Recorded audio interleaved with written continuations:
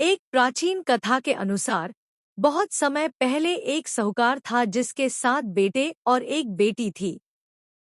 साहूकार की बहू ने एक बार कार्तिक मास की अष्टमी को अपनी ननद साहूकार की बेटी के साथ जंगल जाकर मिट्टी खोदने का फैसला किया।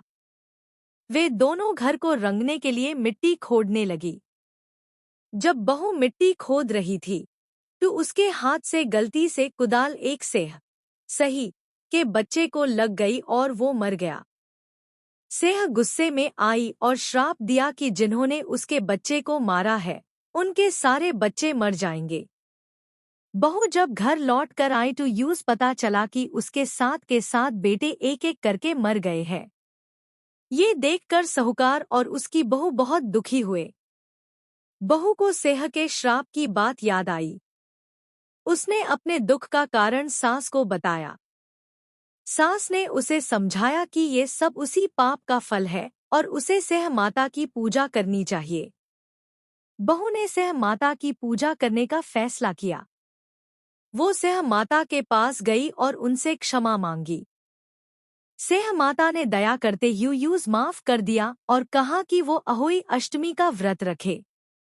बहू ने पूरे विधि विधान से अहोई अष्टमी का व्रत और पूजा की।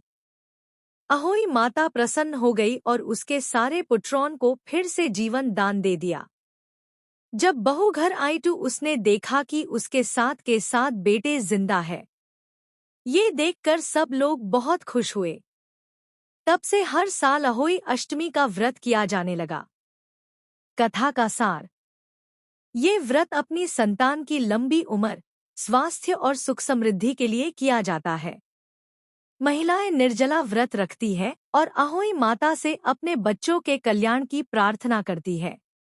ये कथा बताती है कि सच्ची श्रद्धा और पश्चाताप से किया गया व्रत अहोई माता को प्रसन्न करता है और वो भक्तों की मनोकामनाएं पूरी करती है।